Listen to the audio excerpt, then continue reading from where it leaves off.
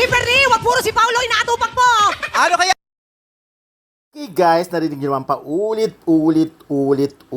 talaga ang chikang niya ni Ami Perez about Kim Chu na Kimberly, wag puro si Paolo ang inaatupag mo, di ba? Bunot na bunot pero bonggang-bongga. But anyways, ayun na, ang dami na naman kinilig sa simpleng statement na yan. Talaga ang daming napapasaya. But anyways, isa sa mga lagi namang nagpapasaya sa social media, itong ang tandem nila Darren Espanto at Kim Chu. Talagang bestie for life, bestie forever, bestie to the max. Ito talaga yung klase ng friendship na, alam nyo na yon, mahirap tibagin kasi pareha sila ng kakulitan, pareha sila naiintindihan nila ang kadramahan ng isa't isa. Kumbaga, gamay na gamay, almost the same ang attitude. Di ba ganun naman pag nakikita mo yung sa isa't isa, pag nakita mo yung sarili mo sa iba, parang natutuwa ka. So, sa case nila, talagang ganon. Parang, tsaka ramdam na ramdam mo na they love each other, they care for each other. Yung, talagang yung pagmamahal nila sa isa't isa ay magbesting.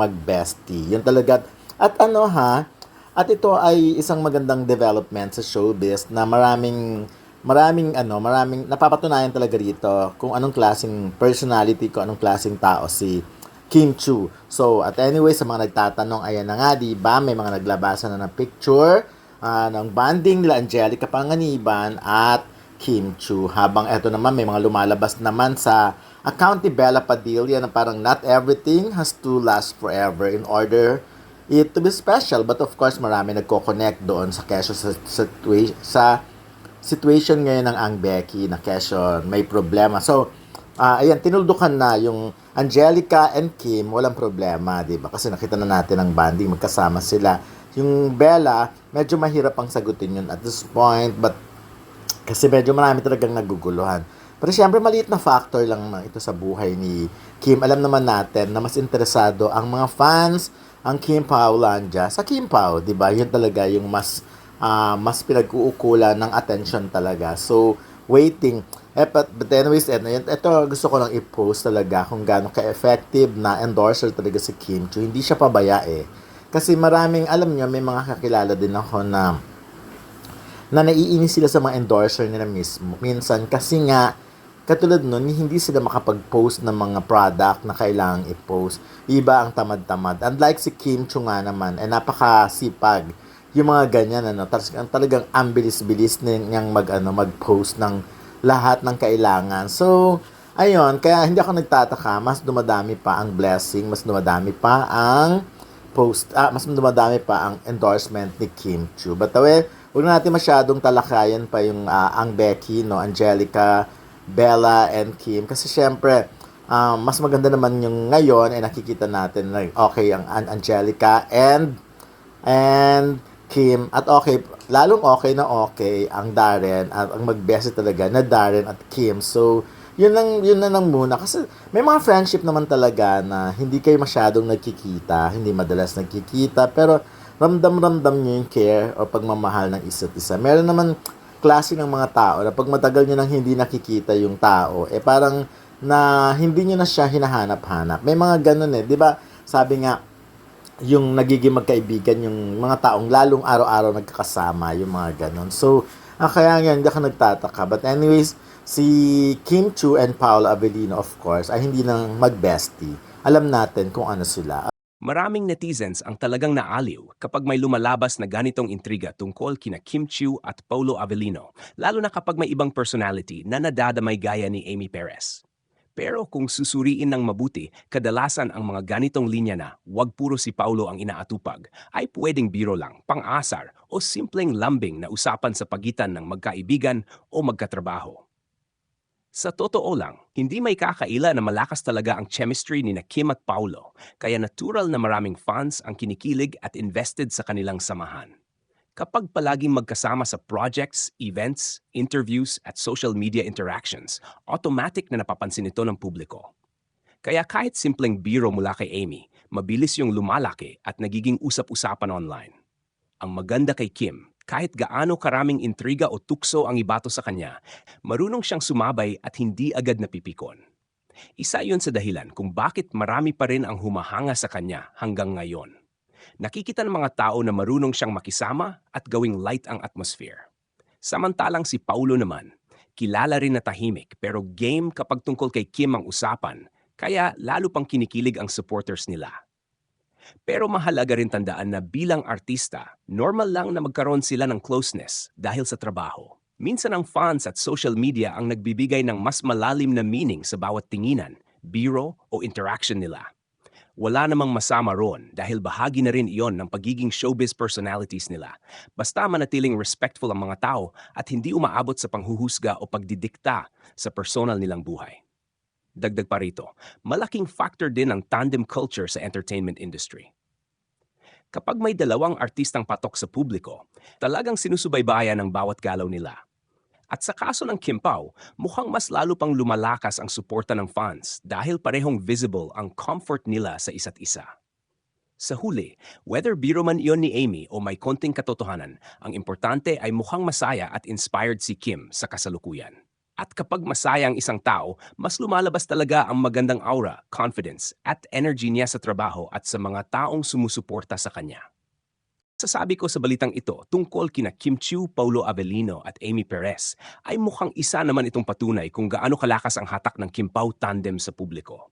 Kahit simpleng biro, tukso o komento mula sa mga taong malapit sa kanila ay agad nagiging viral at pinag-uusapan online. Sa tingin ko, malaking dahilan nito ay dahil nakikita ng mga tao na natural at komportable talaga sina Kim at Paulo kapag magkasama. Hindi pilit ang kanilang samahan kaya madaling ma-feel ng audience ang chemistry nila. Kaya kapag may naririnig ang fans na puro si Paulo na lang ang inaatupag ni Kim, automatic na kinikilig at nagkakaroon ng iba't ibang interpretasyon ang publiko. Pero sa kabilang banda, mahalaga ring tandaan na maaring biruan lamang ito sa set o sa trabaho. Sa industriya ng showbiz, normal ang asaran lalo na kapag close ang magkakaibigan o magkatrabaho. At si Amy Perez ay kilala rin bilang masayahin at palabirong host, kaya posible talagang light banter lang iyon na pinalaki ng social media. Isa rin sa napapansin ng maraming tao ay parang mas blooming at mas masaya si Kim nitong mga nakaraang panahon. Kapag nakikita ng fans na inspired at glowing ang isang artista, madalas iniugnay agad iyon sa love life o sa taong malapit sa kanya. Kaya lalong lumalakas ang kilig at excitement ng supporters ng Kim Pao. Para sa akin, magandang tingnan na maraming taong natutuwa at na-entertain sa tandem nila. Basta manatili lang itong healthy fandom at hindi na uwi sa sobrang panghihimasok sa personal nilang buhay. Mas okay pa rin na suportahan sila sa kanilang trabaho, projects at achievements kaysa gumawa agad ng conclusions sa bawat intriga o biro na lumalabas. Sa huli, mukhang positibo naman ang dating ng balitang ito dahil nagpapakita lang na masaya ang samahan nila at marami talagang taong invested sa kanilang chemistry. At habang patuloy silang nagbibigay ng magandang projects at good vibes sa audience, siguradong mananatiling mainit ang suporta ng fans sa kanila. Sa totoo lang, hindi na nakakapagtaka kung bakit mabilis na namang pinag-usapan ng netizens ang balitang ito tungkol kina Kim Chiu at Paulo Avellino matapos umanong mabuking ni Amy Perez si Kim na parang masyado nang nakatutok kay Paulo. Kahit simpleng biro o pahaging lang ito, malaking bagay na agad iyon sa publiko dahil alam naman ng lahat kung gaano kalakas ang impact ng Kim Pao tandem ngayon. Isang simpleng tinginan, asaran o komento lang ay sapat na para mag-trending at pagmulan ng samut-saring reaksyon online. Ang unang pumapasok sa isip ng marami ay mukhang espesyal talaga si Paulo kay Kim. At honestly, mahirap din namang sisihin ang fans kung bakit ganoon ang dating sa kanila. Sa dami ng moments na nakikita ng publiko, mula sa interviews, behind-the-scenes clips, guestings, at public appearances, ramdam ng audience na may kakaibang comfort level talaga ang dalawa sa isa't isa. Hindi iyong tipong pilit o purely for promo lang. May natural na closeness at genuine na connection na nakikitang tao, kaya mas madaling ma-attach at kiligin ang supporters nila. Isa rin sa dahilan kung bakit lalong lumakas ang usapan ay dahil si Amy Perez mismo ang nasangkot sa kwento.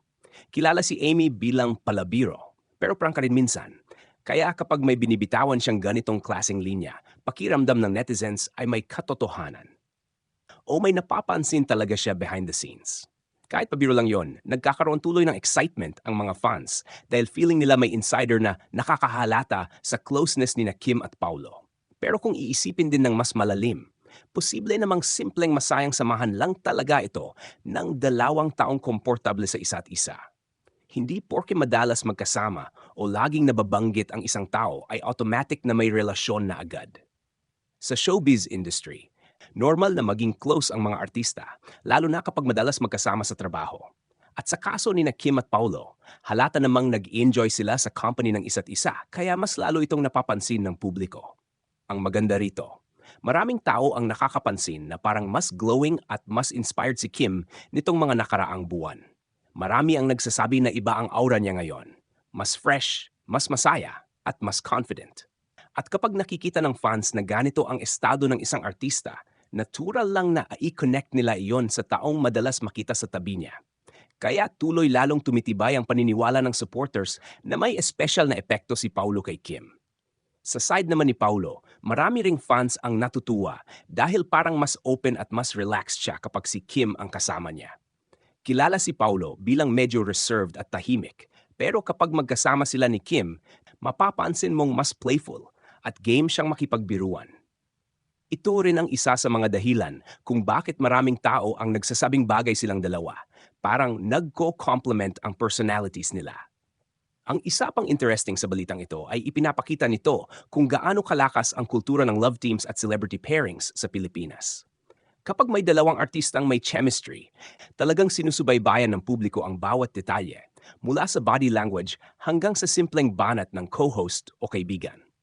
At sa panahon ngayon na mabilis kumalat ang clip sa social media, kahit ilang segundo lang na interaction ay pwede nang maging malaking balita. Pero sana rin ay manatiling healthy ang excitement ng fans. Mas masarap suportahan ng Kim Pao kung walang toxicity, pressure o sobrang panghihimasok sa personal nilang buhay. Maganda yung kinikilig at sumusuporta ang mga tao, pero importante pa rin na respetuhin kung ano man talaga ang totoong estado ng relasyon nila. Kung close friends lang sila, dapat suportahan pa rin. Kung sakaling may deeper connection man, mas magandang hayaan silang maging masaya at comfortable nang hindi pinipilit o minamadali ng publiko. Sa kabuuan, ang balitang ito ay hindi lang simpleng intriga o tukso. Ipinapakita rin nito kung gaano ka-invested ang mga tao kina Kim at Paulo bilang tandem. Nakikita ng audience ang saya, comfort at magandang energy nila kapag magkasama. Kaya natural lang na maraming kinikilig at umaasang may espesyal na namamagitan sa kanila. At habang patuloy nilang napapasaya ang fans sa kanilang interactions at projects, siguradong mananatiling mainit ang usapan tungkol sa Kim Pao sa social media at showbiz world. Marami pang pwedeng may dagdag sa balitang ito dahil hindi lang naman simpleng pambubuking ang nakikita ng publiko rito, kundi parang simbolo rin ito kung paano lalong lumalalim ang curiosity at excitement ng fans tungkol kina Kim Chiu at Paulo Avellino. Sa bawat lumalabas na biruan o komento mula sa mga taong nakapaligid sa kanila, katulad ni Amy Perez, mas lalo lamang tumitibay sa isip ng netizens na may espesyal talagang koneksyon ang dalawa. Isa pang pwedeng idagdag ay malaking factor talaga rito ang authenticity na nakikita ng tao sa Kim Pao. Sa panahon ngayon, mabilis nang ma-detect ng audience kung scripted o pilit ang chemistry ng isang tambalan. Pero sa kaso ni na Kim at Paulo, maraming fans ang nagsasabing parang effortless ang interactions nila. Yung tipong kahit simpleng tinginan, tawanan o pang-aasar lang ay may impact agad sa audience. Kaya kahit maliit na komento mula kay Amy ay lumalaki agad dahil alam ng mga tao na may foundation na ng kilig at emotional investment ang supporters nila. Napapansin din ng marami na tila nagkaroon ng positive effect sa career image nilang dalawa ang pagiging malapit sa isa't isa. Si Kim, mas lalong nakikitang blooming, energetic at inspired, habang si Paulo naman ay parang mas nagiging open at mas expressive kumpara dati. At kapag may ganitong visible change ang dalawang celebrities, mas lalo itong napapansin at ginagawa ng meaning ng publiko. Dagdag pa rito, malaking role din talaga ang social media sa pagpapainit ng usapan. Noon kasi, ang mga ganitong tukso ay hanggang TV guestings o magazine interviews lang. Pero ngayon, ilang segundo lang na clip o simpleng statement ay pwede nang i-edit, i-share at gawing viral content sa iba't ibang platforms. Kaya mas mabilis mabuo ang excitement at theories ng fans. May isa pang angle rito na interesting. Maraming tao ang naaliw dahil parang hindi na kailangang pilitin pa ang kilik factor ng Kim Pao. Hindi nila kailangan ng sobrang scripted sweet moments para mapag-usapan. Minsan, mas tumatatak pa yung natural na asaran, simpleng concern sa isa't isa o reactions ng mga taong nakapaligid sa kanila. At yon ang dahilan kung bakit maraming fans ang nagsasabing iba ang dating ng tandem nila. Pwede ring idagdag na sa industriya ng entertainment, napakahalaga ng magandang working relationship. Kahit ano pa ang totoong estado nila, kitang-kita naman na magaan silang magtrabaho together at komportable sila sa isa't isa. Nakakatulong iyon hindi lang sa projects nila, kundi pati sa overall appeal nila sa audience. Kapag masaya at natural ang samahan ng dalawang artista, mas madaling mahatak ang viewers at supporters. At siyempre, hindi mawawala ang reality na habang tumitindi ang kasikatan ng tandem, mas dadami rin ang intriga, obserbasyon at opinyon mula sa publiko. Pero mukhang isa sa strengths ni Kim at Paulo ay hindi sila madaling matinag ng pressure. Sa halip, parang ginagamit nila ang good vibes at humor para panatilihing positive ang atmosphere sa paligid nila. Sa huli, ang balitang ito ay nagpapakita kung gaano kalaking interes ang meron ang publiko sa Kim Pao. Not only bilang love team, kundi bilang dalawang personalidad na may natural na chemistry at magandang samahan. At habang patuloy silang nagbibigay ng moments na kinagigiliwan ng fans, siguradong hindi pa agad matatapos ang mga usapang tulad nito sa showbiz at social media.